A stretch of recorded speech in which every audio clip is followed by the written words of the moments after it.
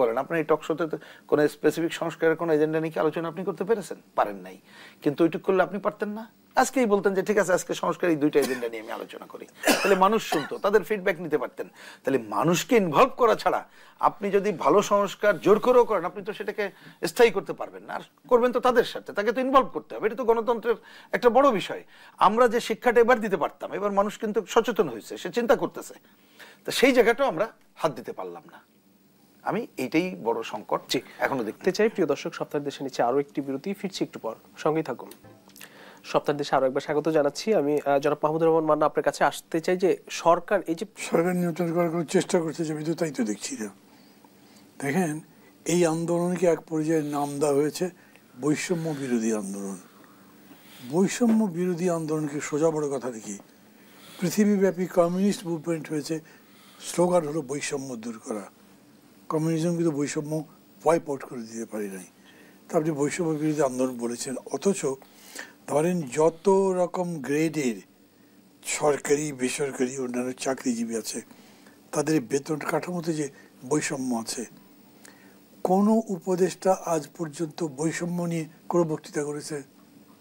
এই কর্মচারীদের বেতনই হোক, অফিসারদের বেতনই হোক, কিংবা ধরেন জীবনযাত্রার মানের ক্ষেত্রে, একটা অফিসে বেতন স্কেলের লোয়েস্টটা হলো ধরেন 12,000 টাকা, আর সর্বোচ্চটা হচ্ছে 2,30,000 টাকা। এটা চলে নাকি? এটা দেখেছে সরকার, বাকিরা বলছে কিন্তু কিছু করে নাই। তা আপনি উস্কেছেন যে বৈষম্য দূর করতে হবে, তাহলে এই তো বৈষম্য দূর করতে নেমেছে, ওর দোষ কি? সরকার যদি বলতো যে দেখো তখন মানুষের যে আবেগ বিক্ষোভে সব মিলে এটা হয়েছে, কিন্তু রিয়েলিটি হচ্ছে এই যে এই রকম বিশ্রী রকম বৈষম্য আছে, এটা দূর করতে আমাদেরকে এই পথে এত সময় লাগবে, একটা ধারণা দিতেন, দেননি তো। বরঞ্চ ওই যে বললাম, হুড় করে সব উঠে গেল 14 তলাতে, আপনি বললেন আচ্ছা যাও পরীক্ষা দেওয়া করে পাস করছে। লতিফুর রহমানের মতো লোক, যার কোনো পলিটিক্যাল ব্যাকগ্রাউন্ড নেই, উনি ক্ষমতা নেবার বা দায়িত্ব নেবার 6 ঘন্টার মধ্যে 15টা সচিবকে বদলি করে দিয়েছেন বা সাসপেন্ড করে দিয়েছেন। আপনি তো কারো বিরুদ্ধে সাজা দিতে পারলেন না, যারা মিছিল করেছে সচিবালয়ের মধ্যে। এগুলো থেকে মনে হচ্ছে যে সরকার মানে কি বলবো আপনার পথভ্রষ্ট হওয়ার মতো হয়ে গেছে। তারা যে টার্গেট কোনটা সেট করেছে, কিভাবে অ্যাচিভ করবে, সেটা কোনো কিছু বলতে পারেনি, এখন পর্যন্ত বলতে পারছে না। অতএব এইরকম করেই চলছে, দাবি দেওয়াও মিছিল একের পর এক বাড়ছে। আমি আজকে সকালবেলায় সরকারি কর্মচারী ঐক্য পরিষদের মিটিংয়ে গেছি, শহীদ মিনারে, বেশ বড় সমাবেশ। তারা বলে যে সরকার, আজকেও দেখলাম এক উপদেষ্টা বলেছেন আমাদের কাজ করতে দেন। তোর তো বলতে আমি কাজ করতে আটকেছি নাকি? আপনার সচিবালয়কে আমি বাধা দিয়েছি? দিইনি তো, আপনি বসে কাজ করেন, কিন্তু আমাদের কাজটা কি করছেন সেটা বলেন। তার তো জবাবই দিতে পারেননি আপনি। তো এই জন্য আমার মনে হয় যে এই বৈষম্য বিরোধী আন্দোলনের এই সূত্র ধরে এগুলো আরও চলতে থাকবে যতক্ষণ পর্যন্ত আপনি এটা সামাজিকভাবে রাজনৈতিকভাবে মোকাবেলা করতে না পারবেন। জি, আমি আসবো আপনার কাছে আরো একবার। জনাব রুহিন হোসেন প্রিন্স, আমরা যে রাজনৈতিক সংস্কৃতির স্বপ্ন আপনারা দেখেছিলেন গত, না রাজনীতির আপনারা বিভিন্ন দল বিভিন্ন ভাবে আসলে সংস্কারের কথা বলছেন, কেউ দফা দিচ্ছেন, সেই সংস্কৃতি পরিবর্তন কতটা হবে বলে? রাজনীতির সংস্কৃতির পরিবর্তন সেটাও কিন্তু মানে এই সংস্কারের অংশ থেকে আরো উপরের বিষয় বলে আমার কাছে মনে হয়, এবং সেটা শুধু 15 বছর না, অনেকদিন ধরে এই আলোচনা হচ্ছে। আপনি এইখানে ধরেন মানুষ যেভাবে দেখতে চায়, সব রাজনৈতিক দলগুলোকে আপনি কিন্তু একসাথে এগুলো দেখতে পারবেন না, কারণ এক একটা দল তার একটা নীতি আদর্শ আছে, একটা শ্রেণী আছে, তার কোন প্রতিনিধিত্ব করে সেইটা আছে। কিন্তু আপনি হয়তোবা পুরো পরিবেশ পরিস্থিতিতে তার কতগুলো পরিবর্তনের ধারা দেখতে পাইতে পারেন। যেমন কথার কথা বোঝার জন্য বলি, আমরা যেমন বলি যে রাজনৈতিক দলের যখন গণতন্ত্রের কথা ওঠে, অনেকদিন ধরে আমরা বলছি আমাদের ছোট্ট বিবেচনায় যে একটা দলে তার গণতন্ত্রের জায়গা আছে কিনা, সে যে নীতি আদর্শই হোক না কেন, একটা দেখার ব্যাপার হচ্ছে তার সমস্ত কর্মী সমর্থকদের ইনভলভ করে কি কর্মসূচি গ্রহণ করছে সেটা সে গ্রহণ করছে কিনা, এটা একটা হচ্ছে তার আর্থিক স্বচ্ছতা নিশ্চিত করছে কিনা, আর একটা হচ্ছে যে সে তার নেতৃত্ব নির্বাচনের সময় গণতান্ত্রিক প্রক্রিয়া অবলম্বন করছে কিনা। এখন আপনি যদি এগুলো কতকগুলো এই যে নির্বাচন ব্যবস্থার সংস্কার বা রাজনৈতিক দল নিয়ে যখন আলোচনা করি, তখন যদি এই বিষয়গুলো আপনি নিয়ে আসতে পারেন, তাহলে দেখা যাবে যে আপনি হয়তো এই সংস্কারের ধারাকে এগিয়ে নিতে পারতেছেন। এটা একটা দিক। আর একটা হচ্ছে ওভারঅল বাংলাদেশের রাজনৈতিক অঙ্গনে কতগুলো নীতিমালার মধ্যে যদি আমরা নিয়ে আসতে পারি।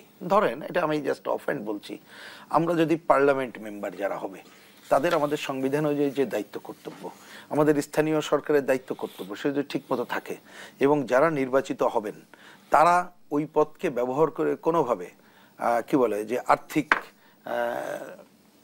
কি বলে যে অর্থ উপার্জনের কাজটা করতে পারবে না, জমিদার তন্ত্র প্রতিষ্ঠার কাজটা করতে পারবে না, যদি আপনি সেই রকমের একটা জায়গা করতে পারেন এবং সর্বত্র স্বচ্ছতা, জবাবদিহিতা, লোকাল অংশগ্রহণ নিশ্চিত করতে পারবেন, তাহলে আপনি দেখবেন যে এই যে রাজনৈতিক সংস্কৃতি এবং অন্য সংস্কৃতি আগানোর ক্ষেত্রে কতগুলো পজিটিভ ভূমিকা পালন করা যায়।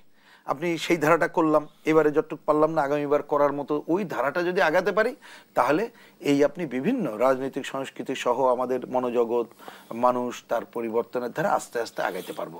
কিন্তু শাশ্বত সত্য বলে আপনি বলে দিতে পারেন না যে এটা একটা কংক্রিট ফর্মে এটা হয়ে যাবে, কারণ এটা দেশ, আন্তর্জাতিক নানা ঘটনার সাথে জড়িত। সেটা হচ্ছে হয়তো আরো বড় আলোচনা। কিন্তু অবশ্যই আমি মনে করি, এটাই আমার এই পয়েন্টে শেষ, যে এইবারে অন্ততপক্ষে গণ অভ্যুত্থানের মধ্য দিয়ে রাজনৈতিক অঙ্গন সহ বিভিন্ন জায়গায় এটা বুঝলো যে মানুষের জন্য কাজ না করে শুধু অর্থ উপার্জন বা আমার পদের আধিপত্য, ক্ষমতা দখল করার জন্য কর্তৃত্ববাদ, স্বৈরতন্ত্র, ফ্যাসিবাদী আগ্রাসন যে পরিমাণ করে কিন্তু আমি রক্ষা পাবো না।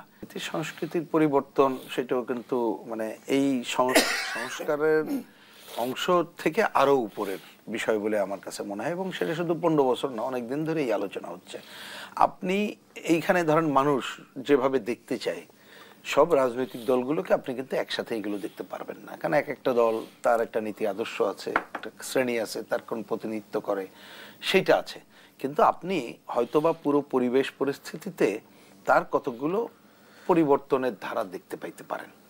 যেমন কথার কথা বোঝার জন্য বলি, আমরা যেমন বলি যে রাজনৈতিক দলের যখন গণতন্ত্রের কথা ওঠে, অনেকদিন ধরে আমরা বলছি আমাদের ছোট্ট বিবেচনায় যে একটা দলে তার গণতন্ত্রের জায়গা আছে কিনা, সে যে নীতি আদর্শই হোক না কেন, একটা দেখার ব্যাপার হচ্ছে তার সমস্ত কর্মী সমর্থকদের ইনভলভ করে কি কর্মসূচি গ্রহণ করছে সেটা সে গ্রহণ করছে কিনা, এটা একটা হচ্ছে তার আর্থিক স্বচ্ছতা নিশ্চিত করছে কিনা, আর একটা হচ্ছে যে সে তার নেতৃত্ব নির্বাচনের সময় গণতান্ত্রিক প্রক্রিয়া অবলম্বন করছে কিনা। এখন আপনি যদি এগুলো কতকগুলো এই যে নির্বাচন ব্যবস্থার সংস্কার বা রাজনৈতিক দল নিয়ে যখন আলোচনা করি, তখন যদি এই বিষয়গুলো আপনি নিয়ে আসতে পারেন, তাহলে দেখা যাবে যে আপনি হয়তো এই সংস্কারের ধারাকে এগিয়ে নিতে পারতেছেন। এটা একটা দিক। আর একটা হচ্ছে ওভারঅল বাংলাদেশের রাজনৈতিক অঙ্গনে কতগুলো নীতিমালার মধ্যে যদি আমরা নিয়ে আসতে পারি। ধরেন, এটা আমি জাস্ট অফ হ্যান্ড বলছি, আমরা যদি পার্লামেন্ট মেম্বার যারা হবে তাদের আমাদের সংবিধান অনুযায়ী যে দায়িত্ব কর্তব্য, আমাদের স্থানীয় সরকারের দায়িত্ব কর্তব্য, সে যদি ঠিক মতো থাকে এবং যারা নির্বাচিত হবেন তারা ওই পদকে ব্যবহার করে কোনোভাবে কি বলে যে আর্থিক কি বলে যে অর্থ উপার্জনের কাজটা করতে পারবে না, জমিদার তন্ত্র প্রতিষ্ঠার কাজটা করতে পারবে না, যদি আপনি সেই রকমের একটা জায়গা করতে পারেন এবং সর্বত্র স্বচ্ছতা, জবাবদিহিতা, লোকাল অংশগ্রহণ নিশ্চিত করতে পারবেন, তাহলে আপনি দেখবেন যে এই যে রাজনৈতিক সংস্কৃতি এবং অন্য সংস্কৃতি আগানোর ক্ষেত্রে কতগুলো পজিটিভ ভূমিকা পালন করবে।